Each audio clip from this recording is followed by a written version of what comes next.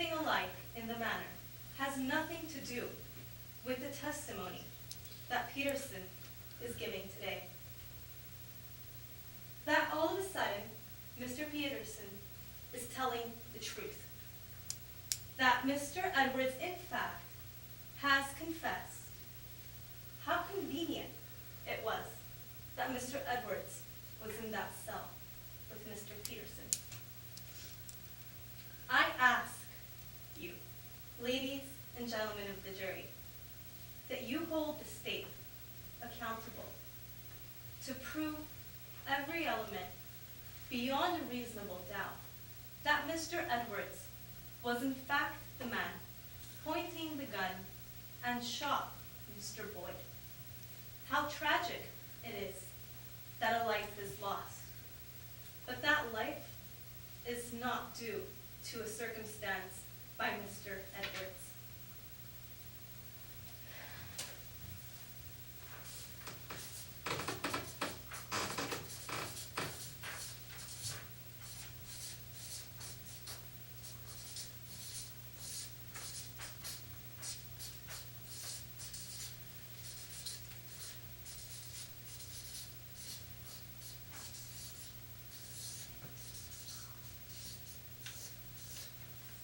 Looking out for number one. It's what Mr. Peterson said. One has to look out for number one. Peterson knows that the police of Darrow County aren't sharp, that they will believe everything he says. Maybe he was right. Here we are, weighing all circumstantial evidence that does not point to Mr. Edwards. We are taking the word of Mr. Peterson, someone who himself knew in detail how many footprints were on the scene, which glass case it was that was emptied, and how many shots were fired. The prosecution would have you believe that Mr. Edwards was the one that gave all this information to Mr. Peterson. Mr. Peterson returned a day after the murder from Florida. That's his alibi. Was this alibi tested to find out if in fact he was in Florida? No, it wasn't. The state wants you to find an innocent man guilty based off of information given from a man that they didn't trust to begin with. Mr. Peterson is a mastermind behind the charade. We have no cameras, no photographs, no concrete witnesses to show and place Mr. Edwards at the scene. We only have a description of a Caucasian male made by a 65-year-old witness who was in weak health, who had an obstructed view from far away, who heard and saw purportedly that it was Mr. Edwards. The state has presented a monumental amount of evidence that does not prove anything. We have footprints that are left behind that do not match anyone, no forensic ties to anything at all. We have a fingerprint left by Mr. Edwards. I could leave a fingerprint anywhere. You could leave a fingerprint anywhere. Our fingerprints lay everywhere. They attempt to prove that the fingerprints could have been wiped in the pawn shop. However, it could have present carelessness given by the owner of the pawn shop. Next is presented that they found a cap with a ponytail in the closet of Mr. Edwards.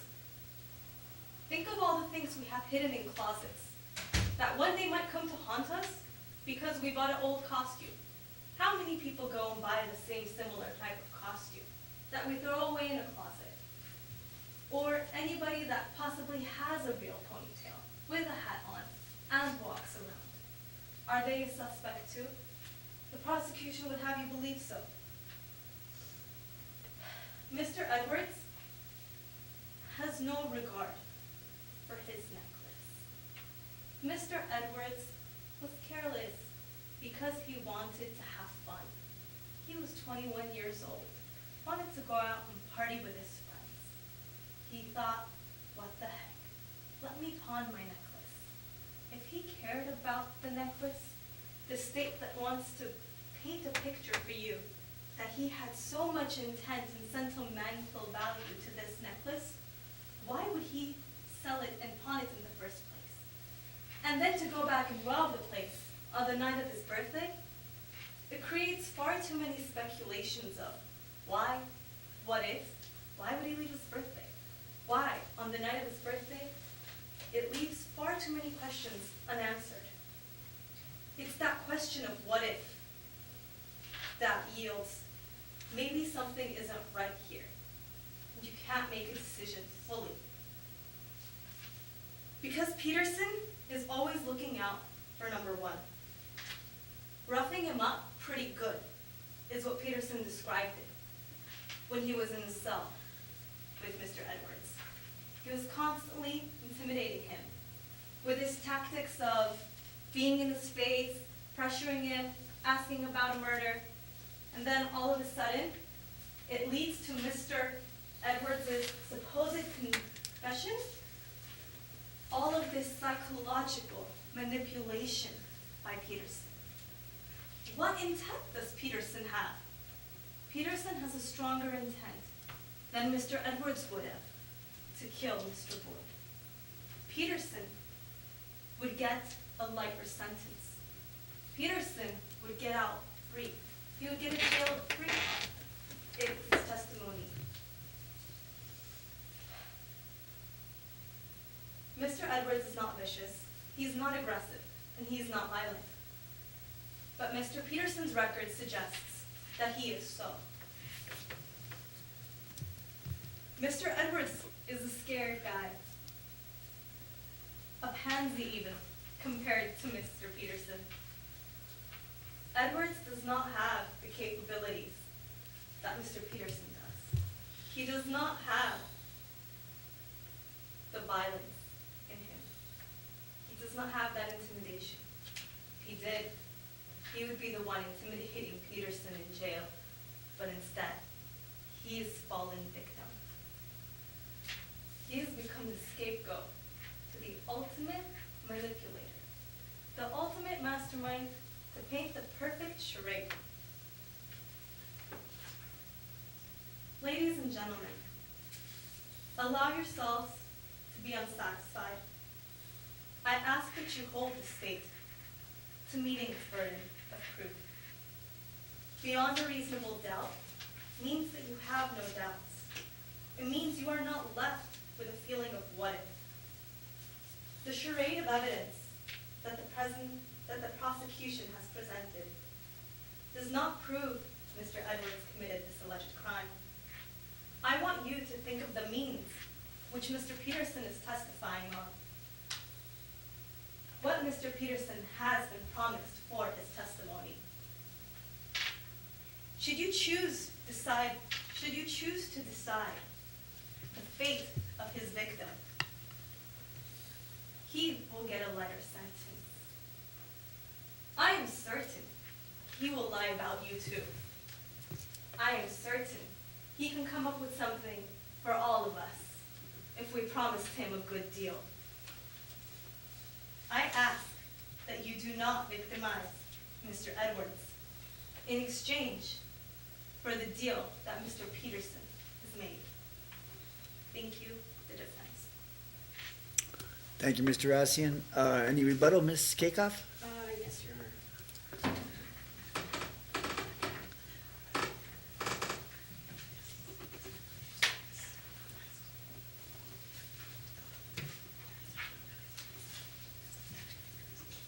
You may proceed.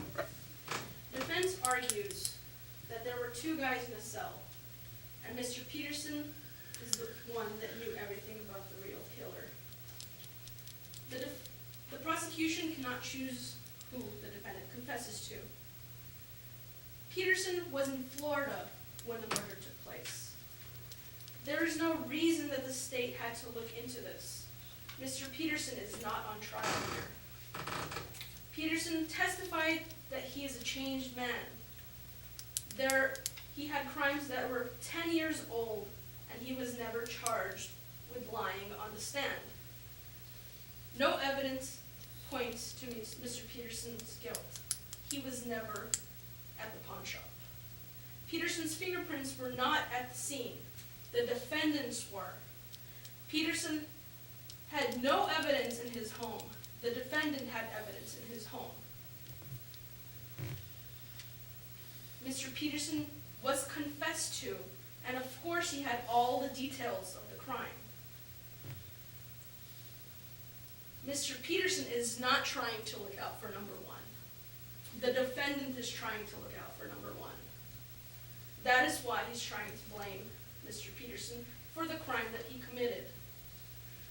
A witness saw a man walking into the shop. He even described exactly what he was wearing, a hat with a ponytail. The defense argues that fingerprints are everywhere, that our fingerprints could be anywhere. But think to yourselves, your fingerprints are only in the place where we go to. Mr. Edwards was at the pawn shop a month and a half after he pawned the necklace. That is the only reason why the fingerprint was there on the jewelry case. He was on drugs. He needed drugs, and that is why he pawned a necklace that meant so much to him. He got it for his 16th birthday. The defense argues that he wouldn't have left his birthday party to get his necklace, but he was so drunk that he doesn't remember his whereabouts. He missed his necklace that he got from him for his 16th birthday, and it was currently his 21st birthday.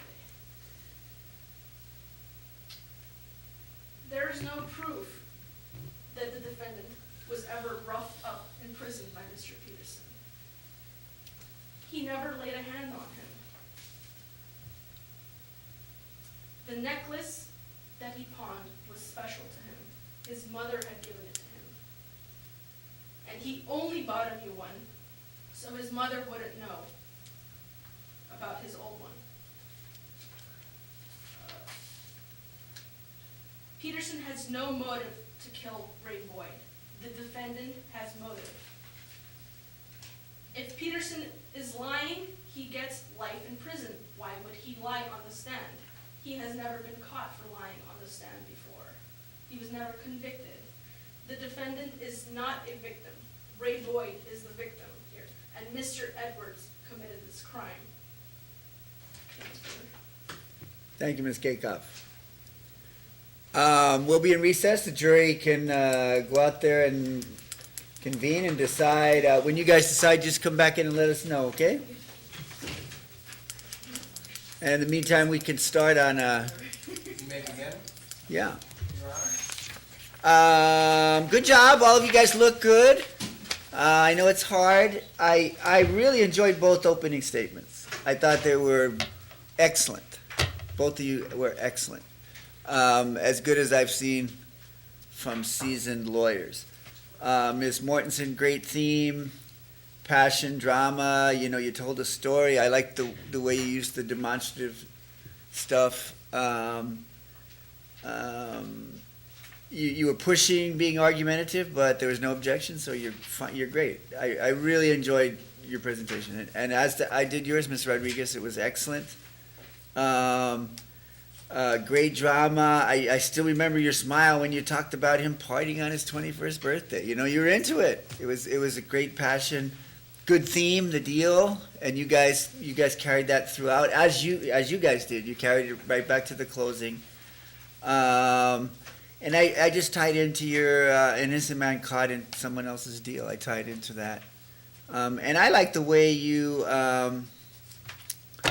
weren't afraid to say it. Your theory was Peterson did it. He's here, and you carried that throughout. And I as you guys know, I appreciate you not using notes. I just think it's a lot better. You can communicate better. And Ms. Rodriguez, if you don't mind me just pointing out, right? You lost track for a while. You went back to your notes. You came back. You got off of the notes, and did that hurt you? No, I don't think it did. I don't think it did. As Professor O'Connor has pointed out many times, you know, jurors like human attorneys. And all of us lose track of something sometime, but they want to be communicated to. They don't want people talking from notes. And I just thought both of you guys were excellent on opening statements. Ms. Mortensen, great direct, good eye contact. Be careful though that your eyes don't go back to your questions too soon, right? If you're not paying attention to your witnesses' answers, the jury won't. So you have to be empathetic with them. I thought it was great use of the pictures. Let's see. A little bit, Ms. Mortensen. And watch the tape. Sometimes you will just use trailers after you witness, as you'll say thank you or okay, and there's just no need for that. Ms. Rodriguez, you made a good objection, and I made a mistake. Don't be afraid to push it a little bit, because I didn't really understand it. The objection to the color wasn't the color of the hat or something? That was an objection. Okay, well, I don't think that was good, because you ask it, if it's outside this, if there's no facts that support it, then you bring it up on cross. Okay, so I don't think that was a good objection, but the relevance one, I think, both of you guys, relevance and foundation. What happened was, I think you were right on reflection, but I was waiting for you to do it again, and I would have ruled for you. And it's just a matter, I needed to just explain a little bit more direct. Judges make mistakes. And just because a judge rules against you on one, and which you guys kept pushing the objections, right? Just because he or she rules against you, you still have to make the objections if you think they're right. So you guys did a good job on the objections. And again, Ms. Mortensen, very good. You speak well. It was clear that you prepared, and you knew what your mission was, what evidence you needed to get, and you did very well. Ms. Rodriguez, excellent cross-examination. I could tell you prepared for it. You went there with a mission. When you got it in, the idea that the view was obstructed, I said, "Ooh, shit! It wasn't your witness, and it's very difficult to get a point across